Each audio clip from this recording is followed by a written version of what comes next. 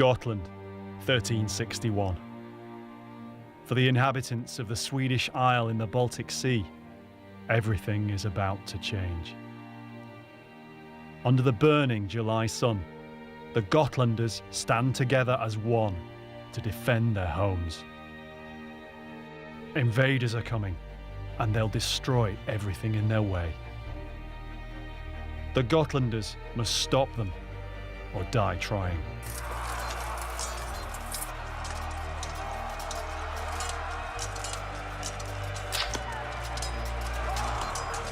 For over 600 years, no one knew for sure what happened that day. Now, archaeologists are uncovering evidence of a desperate battle in the marshes at a place called Masterby. Having seen their fathers and sons and so on died, everyone panicked and fled. A medieval battle is a fight for your life. If you're on the losing side, you're more than likely going to die, and you're going to die a horrible death. The defenders of Masterby stood alone. The medieval world, the 5th to the 15th century. A team of archaeologists investigates medieval life by exploring the world of the medieval dead. We have a classic view of the storybook medieval life. We don't hear the stories about the common man trying to keep his family alive. In our stores there are hundreds, if not thousands, of skeletons. Archaeologically speaking, we can now focus in on the medieval dead people. You're looking for clues in the skeleton all the time. And you couldn't help almost look through their eyes thinking, what did they see? How did they die?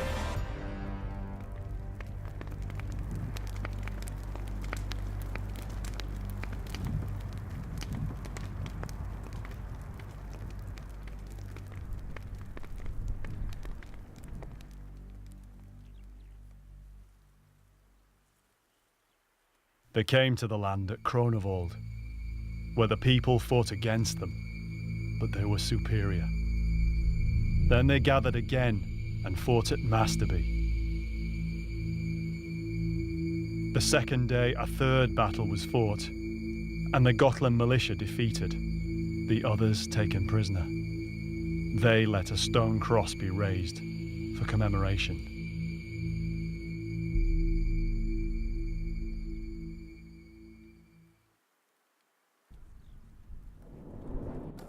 The words of the Gotland Chronicle in 1633.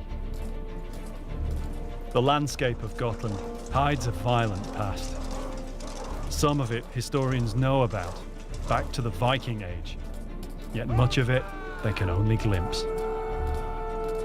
For medieval Gotland, the year 1361 echoes as a time of terrible upheaval. 10 miles south of the Gotlandic capital Visby, Masterby sits amid the reclaimed farmland and dense forest. In 1361, it lay directly in the path of a marauding invasion force, hell-bent on the looting and burning of all they encountered. There's no contemporary source that tells of what happened at Masterby. What we know comes from the Chronicle of Visby in the 17th century. Drawn by the island's reputation as a rich trading place, King Valdemar II of Denmark launched an invasion. His main target was the island's capital, the wealthy trading port of Visby. With its strong walls, it was the envy of all Sweden's rivals in the Baltic. In July 1361, Valdemar's army landed on Gotland's west coast and began its march on Visby, destroying and pillaging every Gotlander farm and village on the way. The Visbians, many of whom were foreign merchants, barred their gates to the indigenous farmers and villagers. So for the Gotlanders in villages like Masterby, right in the path of the advancing Danes, all they could do was band together in a hastily formed militia and try to hold out. They fought a battle somewhere in the marshes south of Masterby, astride the main road. But the Danish army, Professional soldiers, better equipped and more experienced, broke through and pillaged their way to Visby. They defeated what remained of the Gotland militia in a one-sided final battle. It was a cataclysm. Gotland never recovered. Overnight, its medieval golden age was finished. Times of dramatic change like this form cornerstones in history. It's really good evidence for a massive change on Gotland at that time. There was an invading force being repelled or attempted to be repelled by the locals, by the islanders themselves, and of course they failed. Of course, everything changes from that moment onwards. For archaeologists like Tim Sutherland, Gotland's story is well known. Early in the 20th century, mass graves from Visby were discovered. Hundreds of skeletons and many artifacts and armour betrayed the true scale and horror of 1361. Yet this was just from Visby. For more than 6 centuries, almost nothing was known about the other battles the Gotlanders fought for their island, including the one at Masterby.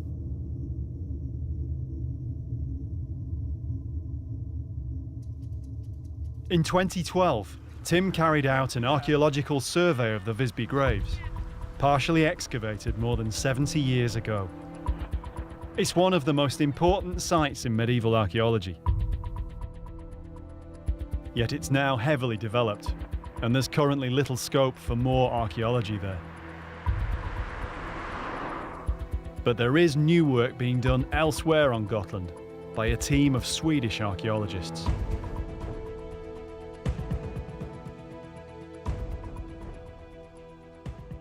So the chance has arisen whereby there is a potential for finding something on the same island from the same period, killed by the same people, and these other people potentially lie in the ground somewhere outside Visby. And the locals have initiated an archaeological project whereby they've started to look for a medieval battlefield, and they found it. Almost unbelievably, they found evidence of it. They found crossbow bolts and bits of sword and weapons. Finding evidence of lost medieval battles is extremely difficult. Tim knows because he's tried. He's one of the world's foremost battlefield archaeologists and made his name excavating mass graves from the Battle of Towton in England. For this reason, he knows what's been done at Masterby is very important. So he and metal detectorist Simon Richardson are on their way to Gotland, where they'll lend their expertise to the ongoing project. Their work at Towton was made easier because it was a recognised historic battlefield, its location well documented. For many long years, Masterby, though, was a lost battlefield, with no contemporary records and only the oral tradition of the locals to keep its memory alive. Yet there is one other clue as to what happened there. Standing not far away from where they found all these fragments of medieval conflict, there is a very large standing stone cross. And this has all sorts of stories associated with it. The Masterby Cross stands alone in the fields, a few metres from the road just outside the modern village. It's one of the things that's hooked Tim into the project.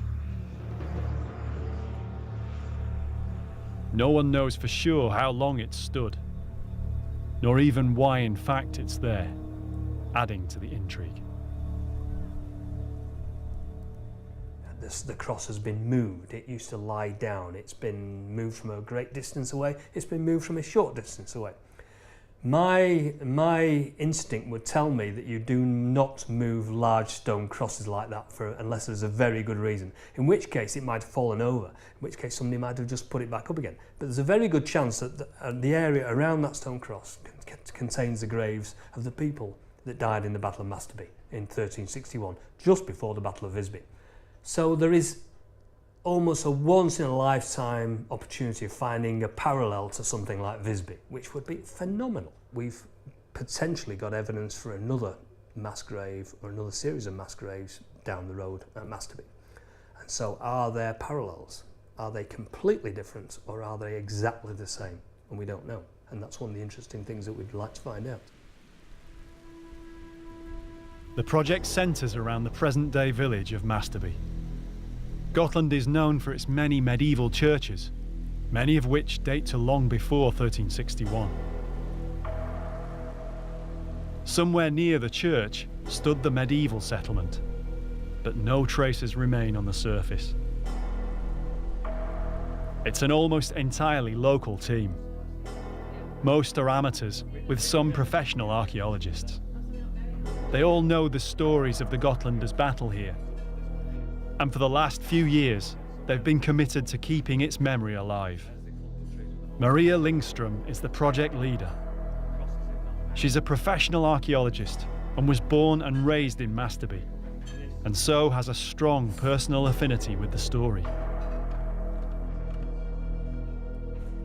She wants to find out the real facts to back up what she learned as a child about the people who gave everything to defend the village more than 600 years ago.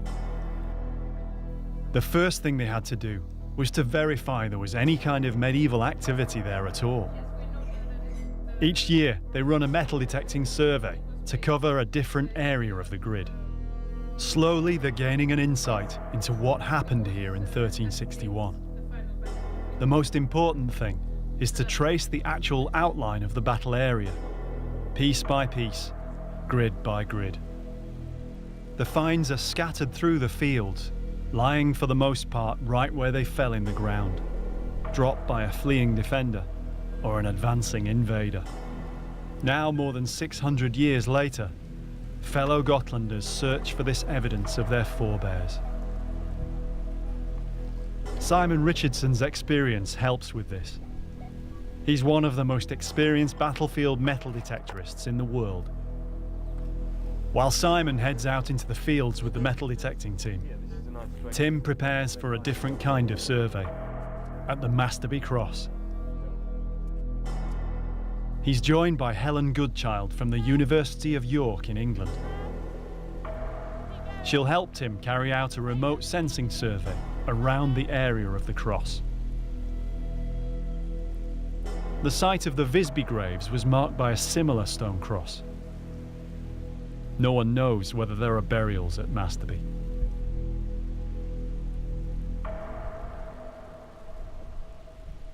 Well, we know we've got a medieval battle. We've got the evidence of that, so that's one thing. We know that in a medieval battle, lots of people get killed, so somewhere there would be lots of dead, presumably. Now, either everybody's been taken out of the landscape and there are no mass graves, or somewhere in this landscape there will be mass graves. Therefore, you look for points of reference, and there's no better point of reference than this huge, big slab of limestone.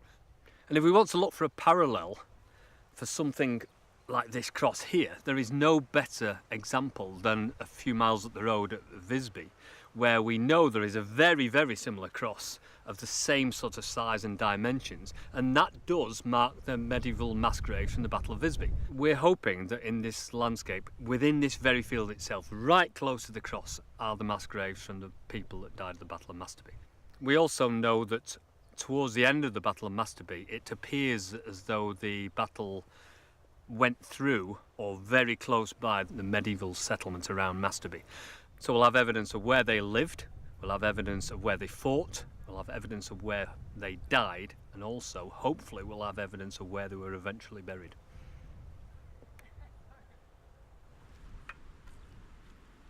Tim and Helen are using a range of techniques to try and detect any graves that might be here. But much depends on the geology, or even the remains of the medieval buildings. Problem is graves are always really quite hard to pick up, regardless of the techniques used. I mean, it depends what's in the grave. If they're buried with their armour, then we'd expect it to be hugely magnetic. It'll just be a giant anomaly. But if they haven't been, it might be more difficult to detect. And in fact, it might be that the later settlement is going to obliterate any traces of that at all. So, I mean, we've already found that we're picking up what look like walls and stuff from perhaps a later farmhouse. So, if we're lucky, we'll see the grave as well. If we're unlucky, we'll get a lot of post-medieval structures. Ground-penetrating radar will enable them to look for large shapes or displacements up to several metres down into the soil.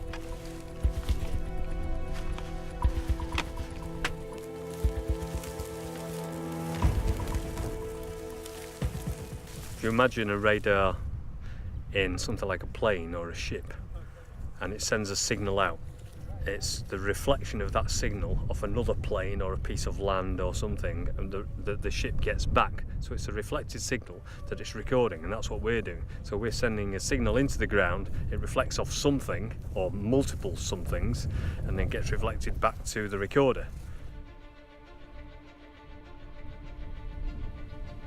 As they carry out the survey, Tim also lets his instinct as an archaeologist build an idea of what could have happened here immediately after the fighting. From his experience at other medieval battle sites, he's identified a pattern of events. The primary event after the battle itself is that the nearby locals will come and collect their dead. So the members of the family, the wives and the daughters, would come into the landscape and try to identify members of the family and take them away. And then of course you get people coming from further afield who have to do exactly the same thing all over Gotland.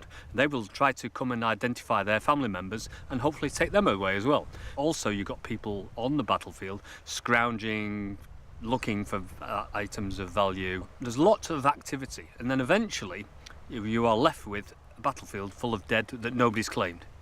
And then somebody, sooner or later, will come along, a member of the church, a member of the local aristocracy, and say, right, we'll clear the battlefield. And so anybody that is left will presumably be placed in the mass graves just to clear up. So either the mass graves would be somewhere like a churchyard if there's a very small number of them, or it could be, if there are a large number, they've been in an open piece of landscape where there's a piece of ground that's not under agriculture.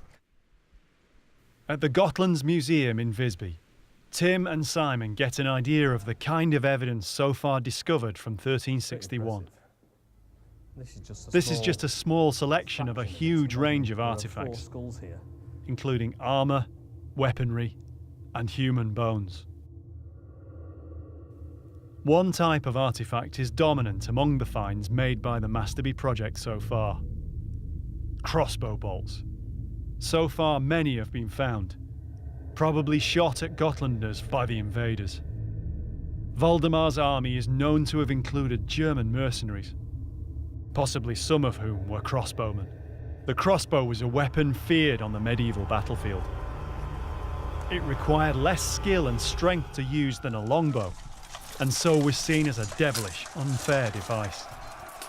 A medieval terror weapon, ideal to break a lightly equipped militia like the Gotlanders and drive them back in panic.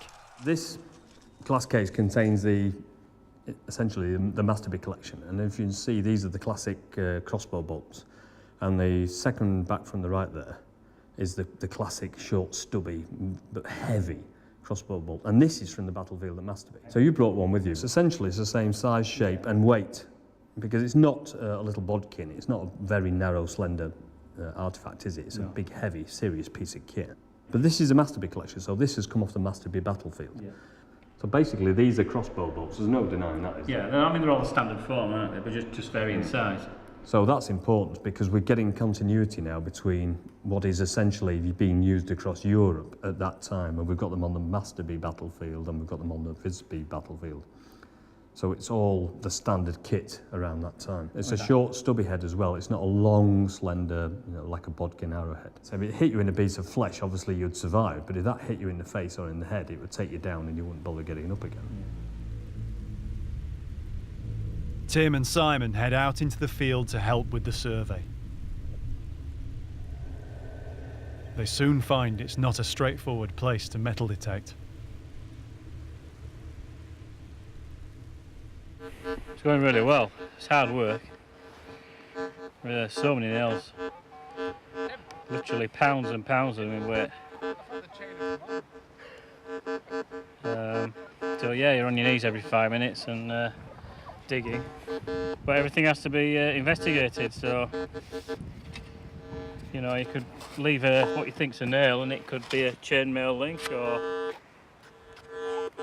a fragment of something else.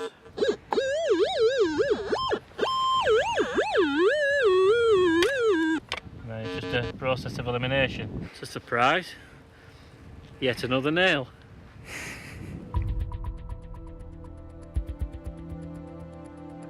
The many nails are a hindrance to the metal detecting team. Scrap from more recent eras is a problem on most historical sites, especially on fields used for agriculture for hundreds of years.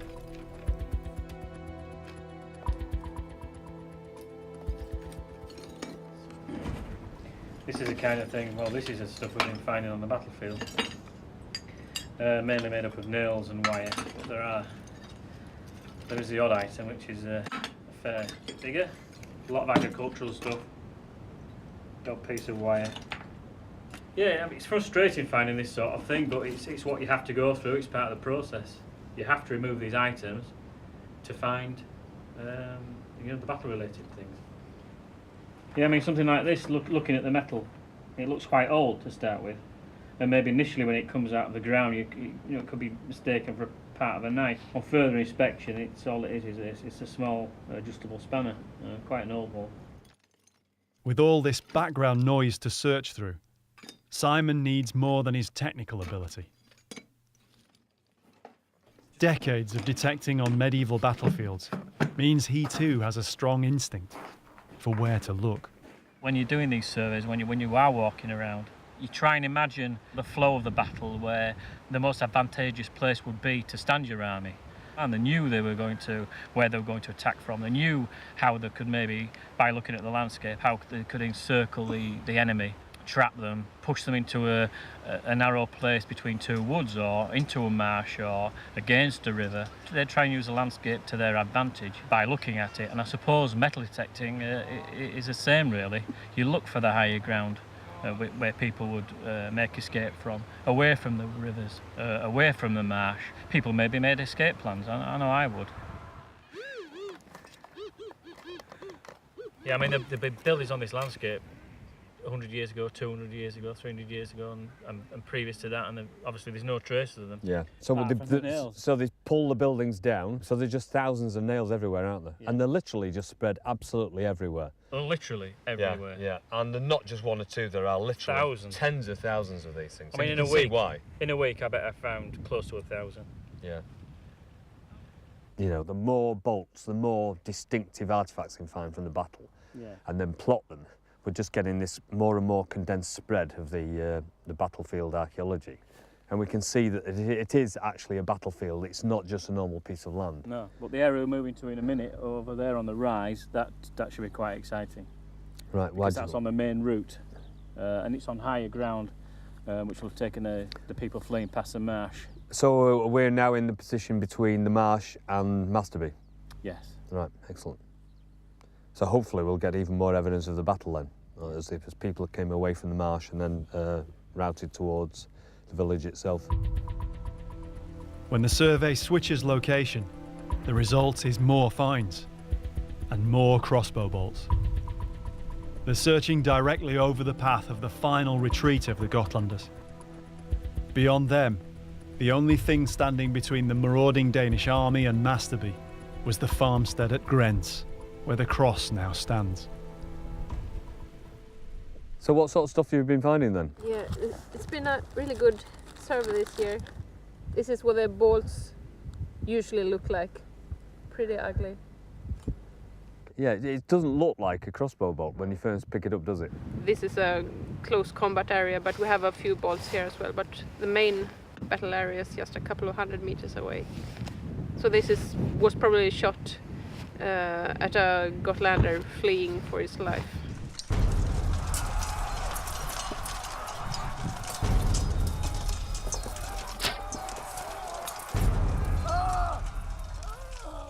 Wow, that's a good one. That's a superb one. Yes. That's what you would recognise as classic crossbow bolts. They are in different sizes, aren't they? Yeah, They're not all the same size. Yeah, They're big ones and small ones. Yeah. Over the past few years, the surveys have discovered almost 50 bolts like these. All conflict is brutal. People do get killed, and they get killed in horrible ways. In the medieval conflict, you get literally hacked to pieces, or you get these big lumps of iron, these iron crossbow bolts through your skull or through your spine or through a joint in a limb. You can just imagine the people so frightened, so afraid, you know, these brothers and fathers and fighting together, you know, seeing the friends, the neighbours, the family killed in terrible ways, and all they really want to do is to protect their community. And you get this invading army coming in, you know, who just want to take it away, and they'll take it away in any way they can. And they're totally afraid, and all they want to do is get away, get back to their homes, which here they more than likely died defending anyway. A medieval battle, it's a fight for your life, literally. You win, your side wins and you survive, great. If you're on the losing side, you're more than likely going to die, and you're going to die a horrible death. The bolts are a grim reminder of what must have been a terrifying experience. To be pursued across the marsh, under fire. With Simon's help though, this year's survey has uncovered many other important finds. Some of them could relate to the fight the Gotlanders put up against the Danish and mercenaries. This is a really interesting find that we made yesterday. It looks like the pommel of a sword. This is the upper part of the sword. These fragments are extremely rare, and further evidence of the medieval battle which unfolded across these fields. Here you have the crossguard and the rest of the sword down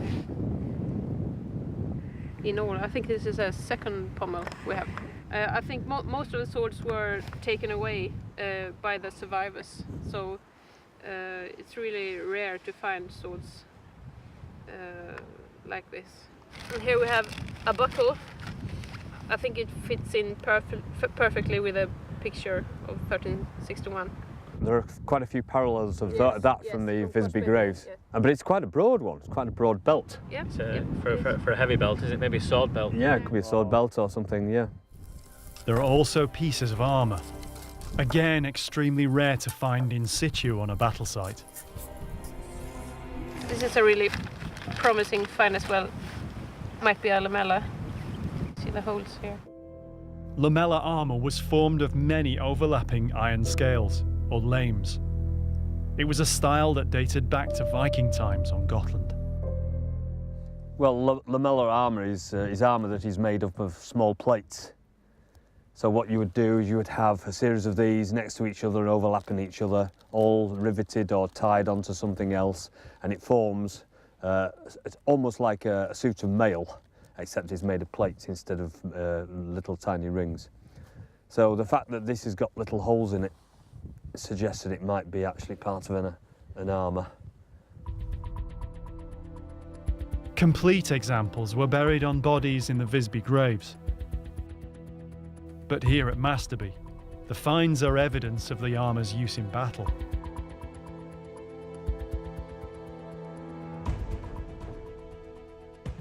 And again, some of these, looking at the Visby examples, you can almost imagine that potentially being shield-shaped.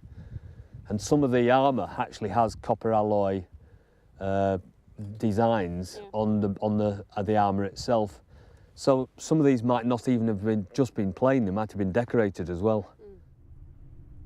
Tim heads back to the cross. With the radar survey complete, he and Helen use another means of inquiry to try and unlock its secrets. We were told by the locals that there was no inscription on the stone. And so I thought that was quite unusual for quite an elaborate cross like this, and also considering that it's so similar to the cross at Visby, which has got a very elaborate and ornate inscription. And so when we came up here, as you can see, the lichen covers it so well and disguises it. It's just so camouflaged, you just can't see any indentations on the cross. One of the questions one has to ask is, why is a big cross of this stature standing in the middle of a field in what seems to be a completely agricultural landscape? Automatically, questions spring to mind. Is it related to the battle, and if so, is it the memorial cross of the mass graves that possibly lie underneath it? Or is it just a memorial to the battle itself and the people who died here? It is possible that underneath and around this cross are the graves of the people who defended this landscape in 1361.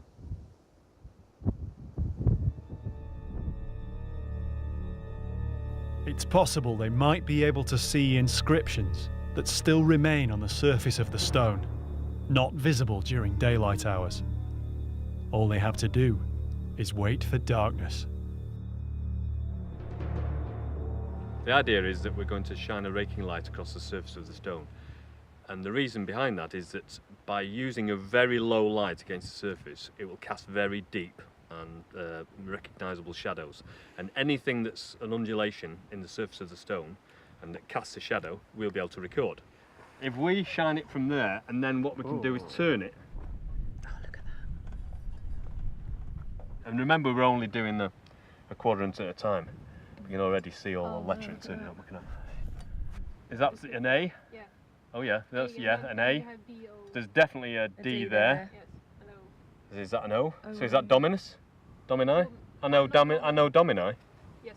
See, that's what we think it might say then. Wow. And then of course we've got some down here which is incredibly deep already. Oops. You just read inscribed letters that haven't been read out loud for about 700 years. Potentially, yeah.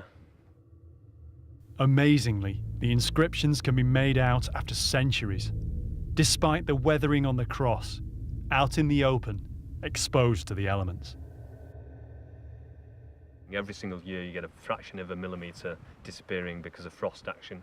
So the water will soak into the surface, then it'll freeze, and the surface will just fall off. But it's minute because it's really hard stone. But over the centuries, what was presumably a deep inscription is almost gone.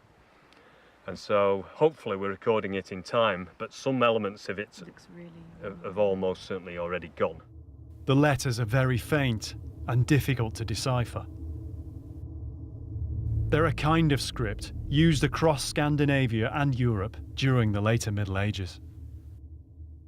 We are exposing what are almost certainly letters, but some of them are such an odd shape to our modern eye that we have to find a reference to what that letter is. Now, these letters appear to be in the form what they call black letter, which is a very uniform shape.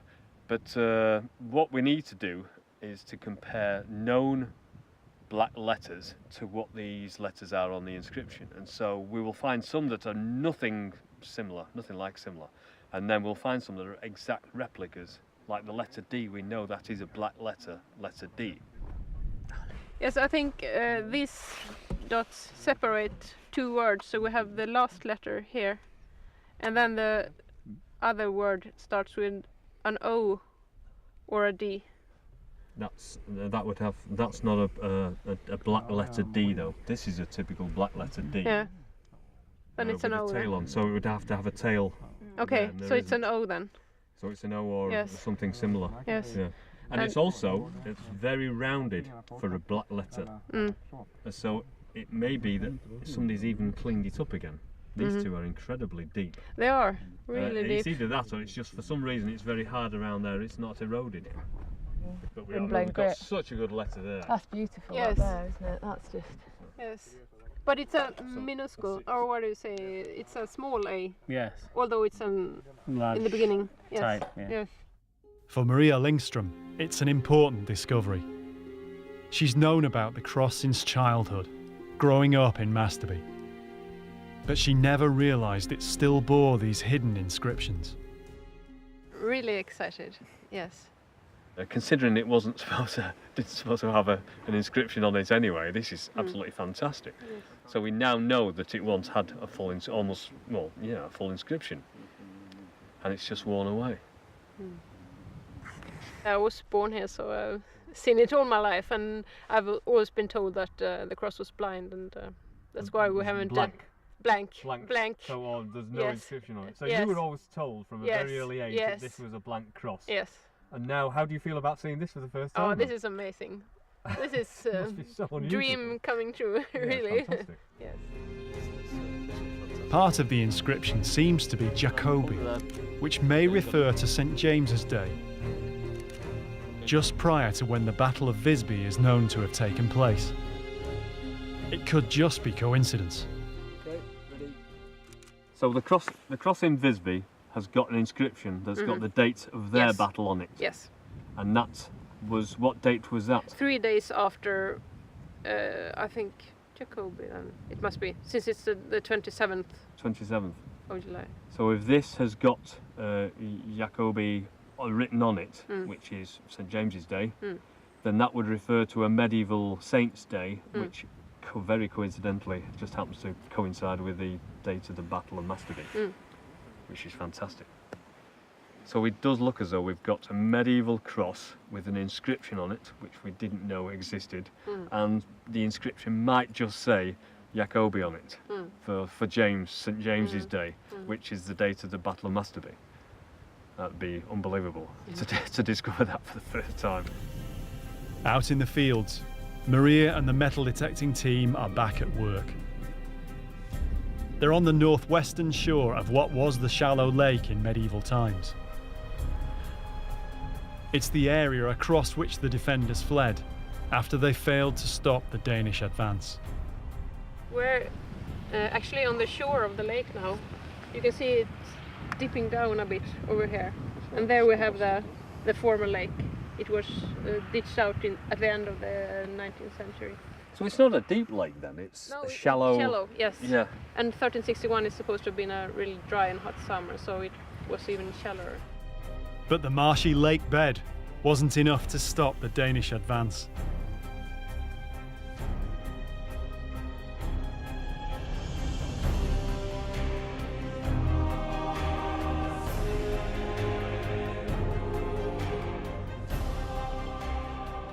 The Gotlanders knew if the Danes came over the lake, the battle would be... That's it, it would be over. Yes. Lost, yeah. So the Gotlanders tried to hinder the Danes on the lake, and that's why we have both crossbow bolts there, and also parts of swords, parts of spike clubs, and so on. So that was a defensive position. Yeah. They tried to prevent them from crossing that lake, Yeah. and they failed, obviously. Yeah.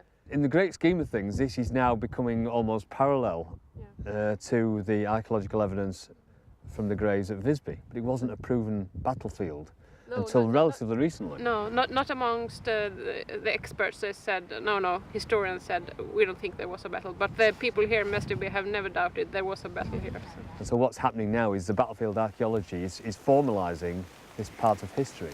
And of course now you can rubber stamp it and say there is definite proof of medieval battlefield in this landscape.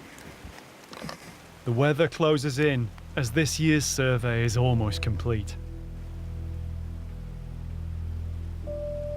Just beyond where the team have been working, the land shelves down to where the heaviest part of the fighting probably was. The close combat area. The two sides more than likely met in the narrow part of the shallow lake, as the Danish and mercenaries forced a crossing to outflank the Gotlanders. Yes, we think that the Gotlanders had a gathering point here on the northern shore of the lake, and that they met the Danish army actually on the lake, on this narrowest part. So there were two lines shooting with their crossbows and shooting arrows at each other. And then we have a close combat in that area as well. And then we have the close combat area here when the people are fleeing. There is a written source from the 17th century which mentions that there were two battles fought upon the lake 2 days in a row, but I'm not sure the Gotlanders could stand up for that long. They would have been in family groups standing next to their fathers and brothers and sons and so on. And when they scattered, they probably fled in these family groups as well. Having seen their fathers and sons and so on died, everyone panicked and fled.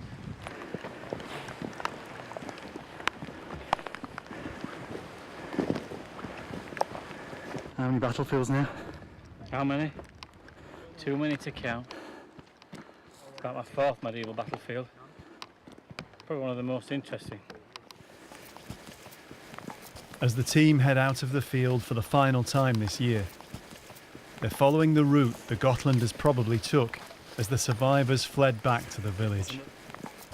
Tim has seen the signs of this kind of panicked rout before, on other sites, other battlefields. Obviously where things aren't is almost as important as where things are, because then you know the shape of the battlefield itself. And there's usually a big block, a mass of artifacts, and then it usually tails off in one direction, you know, either north, south, east or west or whatever. And eventually it just fades away into nothingness as the people ran away and were either they escaped or they were killed.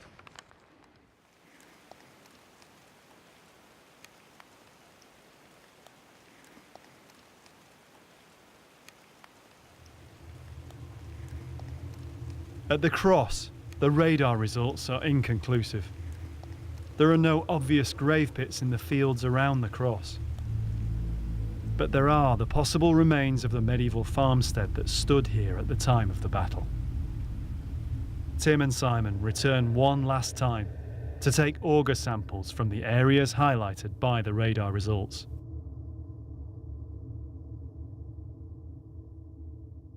We're augering mainly to look at the subsurface structure of the soil.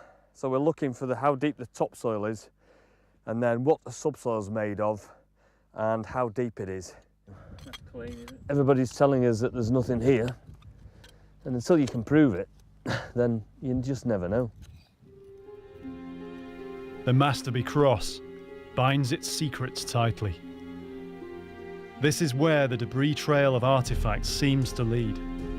Perhaps the final rallying place of the defenders of Masterby before they were overwhelmed. Tim and Simon try to picture the final moment. And where, if anywhere near here, the bodies of the fallen Gotlanders lie.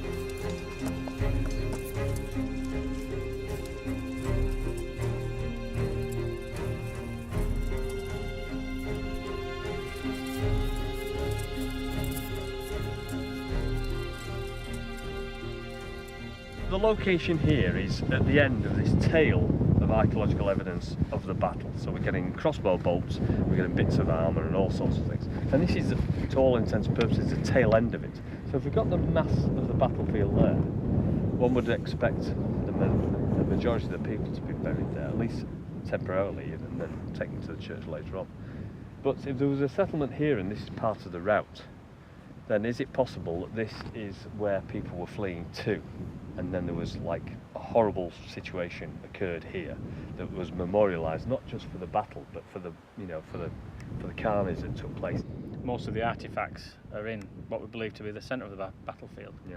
But you wouldn't move a large number of dead people from there to a spot like this, No. which is a few hundred metres from the church. If you're going to all the effort, all the trouble to move them from there, which is a lot of labour,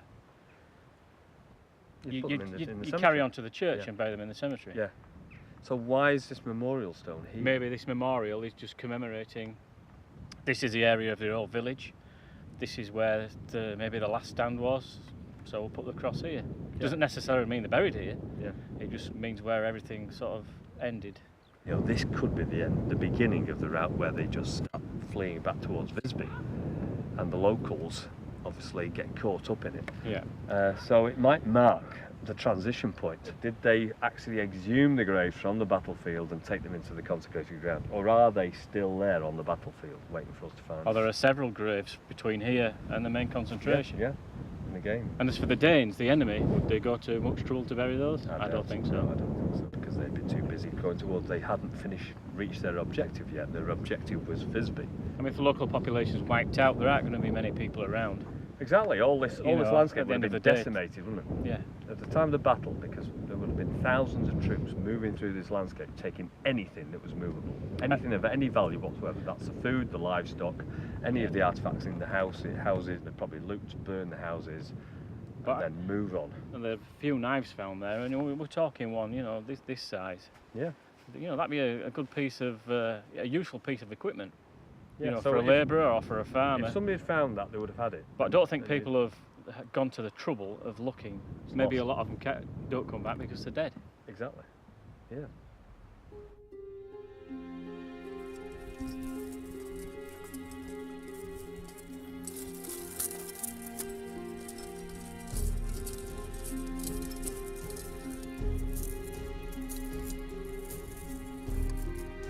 Whatever happened here in the hours and days following the battle, the walled city of Visby capitulated soon after.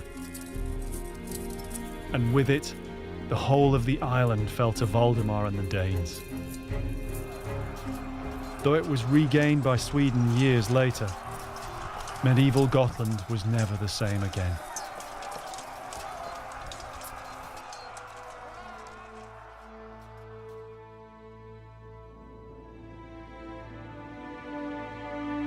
Like their brothers in arms who filled the grave pits outside Visby, somewhere in this landscape, so far undiscovered, lie the defenders of Masterby.